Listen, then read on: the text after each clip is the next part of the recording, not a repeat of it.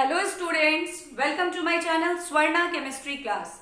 आई am Swarnalata और आज हम लोग अपने इलेक्ट्रोकेमिस्ट्री के पार्ट 2 को लेकर आए हैं, क्योंकि पिछली वीडियो में हम लोगों ने पढ़ा था what is electrochemistry. In electrochemistry what we study about, कितने पोर्शंस में हम लोग इसको पढ़ेंगे, सेल कितनी तरह के होते हैं, electrochemical cell and electrolytic cell. Electrochemical cell को कब गैल्वेनिक और वोल्टाइक सेल बोलते हैं, और उसके हम लोग डैनियल सेल के एग्जांपल्स को लेकर के हम लोगों ने उसके कंस्ट्रक्शन को पढ़ा, वहां सॉल्ट की क्या रिक्वायरमेंट है, क्या कंडीशंस है, वो सारी चीजें देखी। आफ्टर दैट हम लोगों ने सेल को रिप्रेजेंट किया।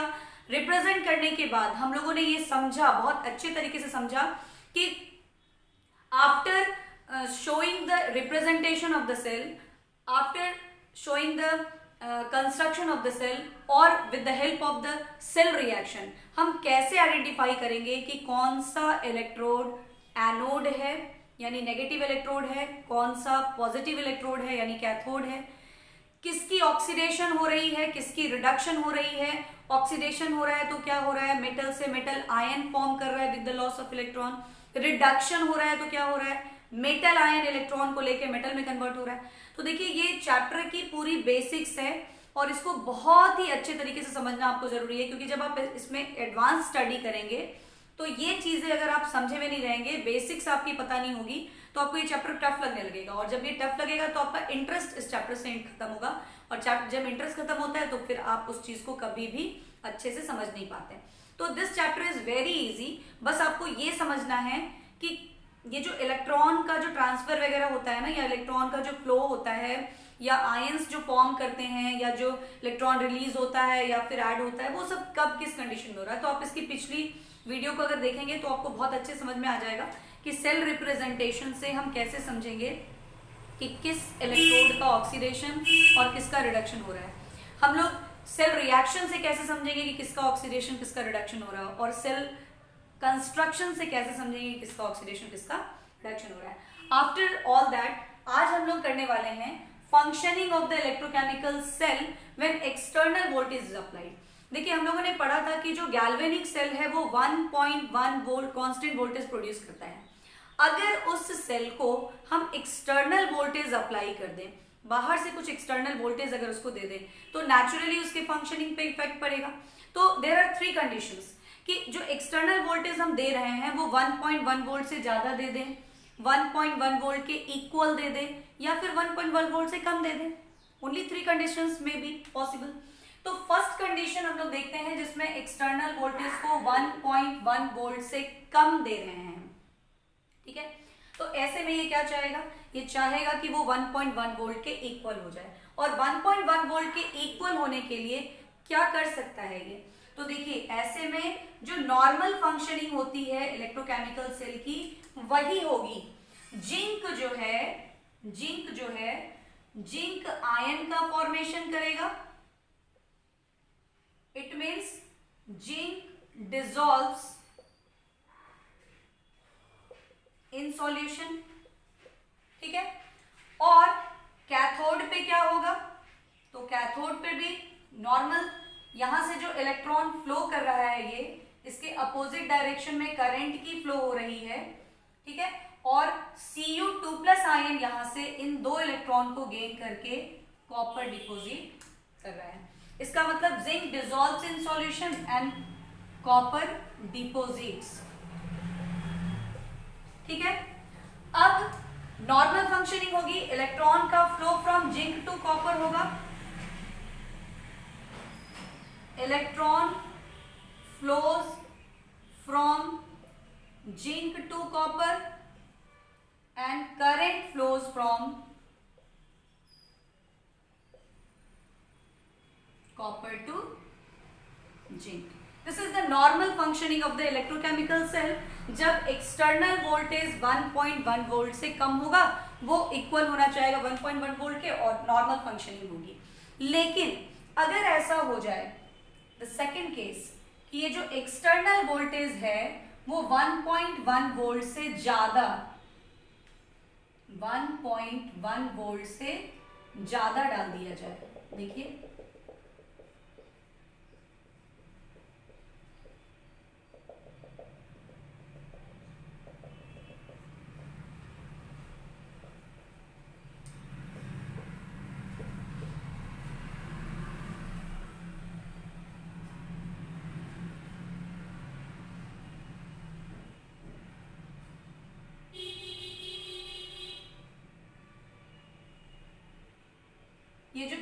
एक्सटर्नल है ये मोर देन 1.1 वोल्ट। जब मोर हो जाएगा ना तो फिर वो कमेगा, और कमेगा तो क्या होगा, द रिएक्शन गेट रिवर्स्ड, ये बिल्कुल क्या हो जाएगा, रिवर्स हो जाएगा। यानी अब ये कॉपर जो है it act as anode, copper यहां पे क्या करने लगेगा, एनोड की तरह ट्रीट होने लगेगा, कॉपर कॉपर आयन में कन्वर्ट होने लगेगा।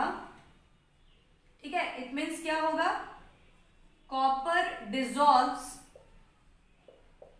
इन solution and zinc deposits. Cathode पे क्या होने लगेगा, जिंक आयन इलेक्ट्रॉन गेन करके zinc deposit, just sell reaction just get reverse, उल्टा हो गया, ये ऑक्सीडाइज्ड हो रहा था, ये रिड्यूस्ड हो रहा था, अब ये ऑक्सीडाइज्ड होने लगेगा, ये रिड्यूस्ड होने लगेगा। ठीक है, तो ऐसा इसलिए हुआ क्योंकि वोल्टेज ज्यादा मिल गई, यानी इलेक्ट्रिसिटी हम प्रोड्यूस करने लगे, तो electrical energy now converted to the chemical energy and so the cell reaction get reverse, जैसे बैटरी और इन्वर्टर में होता है। ठीक है, बैटरी में ये वाली रिएक्शंस होती है, और जब इन्वर्टर से हम इलेक्ट्रिसिटी प्रोड्यूस करके रिएक्शन को बैटरी को देते हैं, उस वक्त जब चार्जिंग होती है तो रिएक्शन इस तरह से पलट जाता है। यानी जो रिएक्शन जो इलेक्ट्रोड कैथोड की तरह था वो अब एनोड की तरह बिहेव करने लगा। इसीलिए हम लोग पढ़ते हैं ना कि इलेक्ट्रोकेमिकल सेल में एनोड नेगेटिव है तो इलेक्ट्रोलिटिक सेल में एनोड पॉजिटिव हो जाता है, क्योंकि यहां तो अब ये एनोड की तरह बिहेव करने लगा ना, तो दिस इज नेगेटिव। ठीक है, कॉपर यहां पे ऑक्सीडाइज्ड होने लगा और जिंक यहां पे क्या होने लगा, रिड्यूस्ड होने लगा, तो इट मींस कि ये अब कैथोड की तरह बिहेव करेगा, सो इट बिकम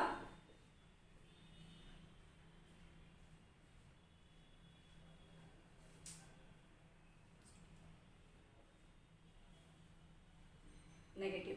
ठीक है, यहां पर कॉपर अब एनोड की तरह बिहेव कर रहा है और ये पॉजिटिव टर्मिनल है, सो यहां पे एनोड पॉजिटिव हो गया, और अब यहां पर जिंक जो है वो आपको कैथोड की तरह बिहेव करने लगेगा, and this zinc is negative terminal, इसलिए वहां पे कैथोड क्या हो जाता है, नेगेटिव। आई थिंक आप लोग क्लियर हो गया होगा।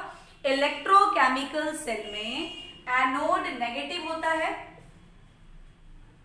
क्योंकि वहां पे नॉर्मल फंक्शनिंग होती है, जिंक से इलेक्ट्रॉन का फ्लो होता है।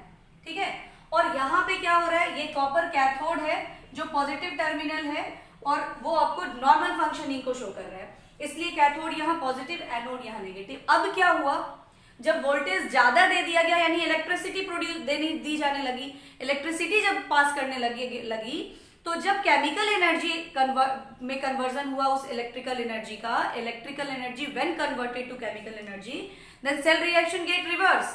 वहां पर अब कॉपर जो है वो कैथोड की तरह बिहेव नहीं कर रहा है, अब वो एनोड की तरह बिहेव कर रहा है, बट कॉपर है तो पॉजिटिव टर्मिनल, तो एनोड क्या हो गया, पॉजिटिव। जिंक यहां पे बिहेव करने लगा कैथोड की तरह क्योंकि उसका रिडक्शन हो रहा है। देखिए यहां पे कॉपर का ऑक्सीडेशन हो रहा है, ऑक्सीडेशन मतलब इलेक्ट्रॉन का लॉस, मेटल से मेटल आयन बन रहा है, तो यानी ये एनोड हो गया, और इसका रिडक्शन हो रहा है इसलिए ये क्या हो गया, कैथोड। और अब कैथोड कैसा हो गया, नेगेटिव। इसीलिए जो मैंने आपको पिछली वीडियो में इलेक्ट्रोकेमिकल सेल और इलेक्ट्रोलिटिक सेल का डिफरेंस बताया था, वहां पे लिखाया था कि in electrochemical cell anode is negative and cathode is positive, but in electrolytic cell anode is positive and cathode is negative.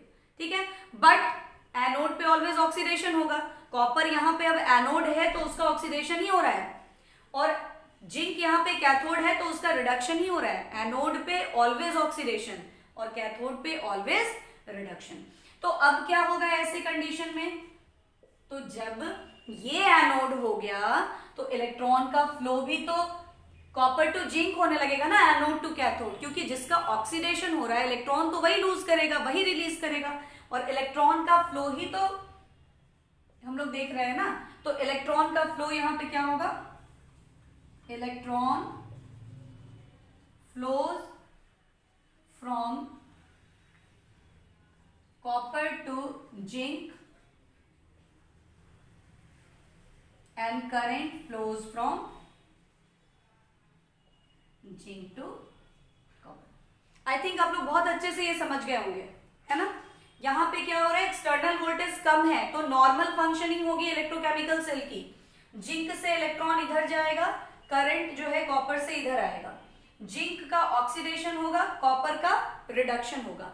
But जब एक्सटर्नल वोल्टेज 1.1 वोल्ट से ज्यादा हो जाएगी तो सेल रिएक्शन रिवर्स हो जाएगा, वहां कॉपर एनोड की तरह ट्रीट करने लगेगा और वहां उसका ऑक्सीडेशन होगा। इसलिए इलेक्ट्रॉन का फ्लो कॉपर से जिंक की तरफ होने लगेगा और अब जिंक कैथोड की तरह बिहेव करने लगेगा और इसका रिडक्शन होगा, इसलिए करंट का फ्लो जिंक से कॉपर की तरफ होने लगेगा। ठीक है, तो ये आपको इलेक्ट्रोकेमिकल सेल की तरह बिहेव कर रहा है, बट ये आपको इलेक्ट्रोलिटिक सेल की तरह बिहेव कर रहा है। ठीक है, अब थर्ड कंडीशन, जब एक्सटर्नल वोल्टेज हम लोग कुछ भी नहीं करेंगे, मतलब एक्सटर्नल वोल्टेज 1.1 वोल्ट के इक्वल ही रहने देंगे। ठीक है, तो जब हम लोग 1.1 वोल्ट के इक्वल रहने देंगे तो there will be no any change. तो वहां पे क्या होगा, वहां पे ना तो इलेक्ट्रॉन का फ्लो होगा ना ही करंट का फ्लो होगा।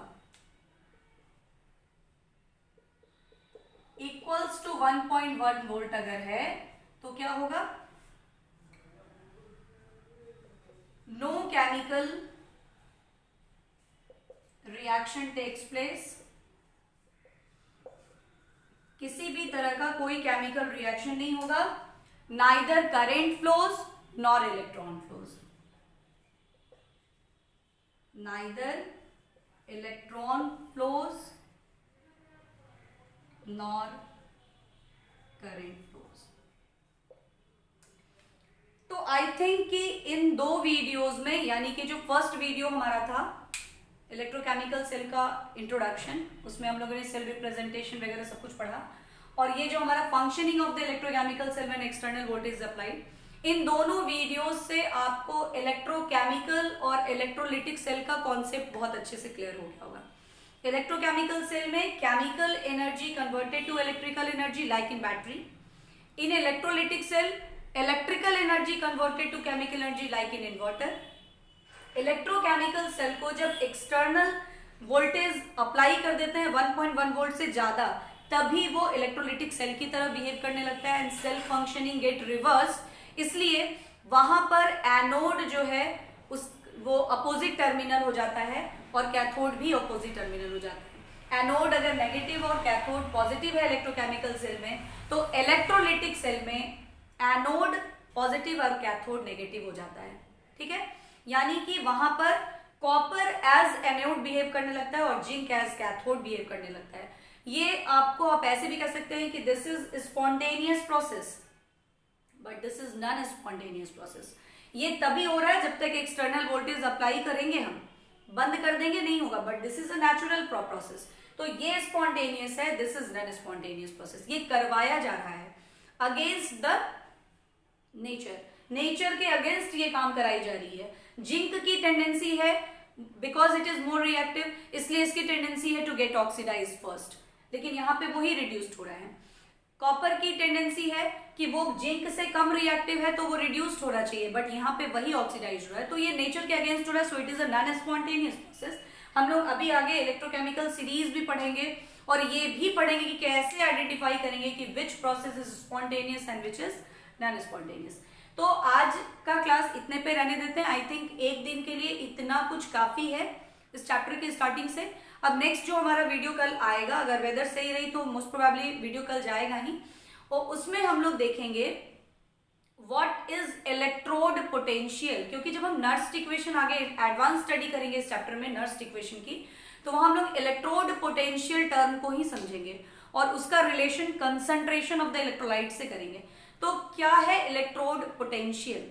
तो देखिए, जहां कहीं भी फ्लूइड है, जहां कहीं भी इलेक्ट्रोलाइट सॉल्यूशन के फॉर्म में है और वहां पर इलेक्ट्रोड प्रेजेंट है, ठीक है, तो वहां कुछ ना कुछ पोटेंशियल डिफरेंस तो मेंटेन होता ही है। जहां भी दो अपोजिट आयंस अवेलेबल होंगे वहां पर पोटेंशियल मेंटेन होगी, ठीक है, वो वोल्टेज प्रोड्यूस होगा, करंट का भी फॉर्मेशन होगा। उस पोटेंशियल को दो पार्ट में डिवाइड करके हम लोग ऑक्सीडेशन पोटेंशियल और रिडक्शन पोटेंशियल के टर्म में उसकी स्टडी करेंगे, कैसे electrode potential of the cell determine किया जाता है, ईएमएफ और पोटेंशियल डिफरेंस यानी इलेक्ट्रोड पोटेंशियल में क्या डिफरेंस होता है, है ना, और कैसे हम लोग electrode potential of the cell को स्टैंडर्ड स्टेट में या नॉर्मल स्टेट में डिटरमाइन करते हैं। एंड देन आफ्टर हम लोग जो इसका जो मोस्ट इंपॉर्टेंट टॉपिक होगा नर्स्ट इक्वेशन वो करेंगे, यानी हमारा जो सेकंड वीडियो होगा वो that is a basic concept of electrode potential. वहाँ हम लोग SHE NHE के बारे में भी पढ़ेंगे, और हाफ सेल की इलेक्ट्रोड पोटेंशियल कैसे डिटरमाइन करते हैं, वो डिफरेंट टाइप्स कैसे डिटर्मिनेशन होता है, फॉर्मूला वगैरह वो सब कुछ कर लेंगे। और जो उसके बाद की वीडियो आएगी, यानी कि जो फोर्थ वीडियो हमारी आएगी, that is very very important, जो हमारा होगा नर्स्ट इक्वेशन। तो हम लोग उसका वेट करते हैं। अभी आज आप लोग इस पूरे कॉन्सेप्ट को अच्छी तरह से क्लियर कर लीजिए। तो आज के लिए इतना ही रहने देते हैं। Okay bye. अगर आपको अच्छा लग रहा है, आपको फायदा हो रहा है इससे, तो प्लीज इसको एंड तक देख कर करें, और लाइक शेयर सब्सक्राइब करना ना भूलें। बाय।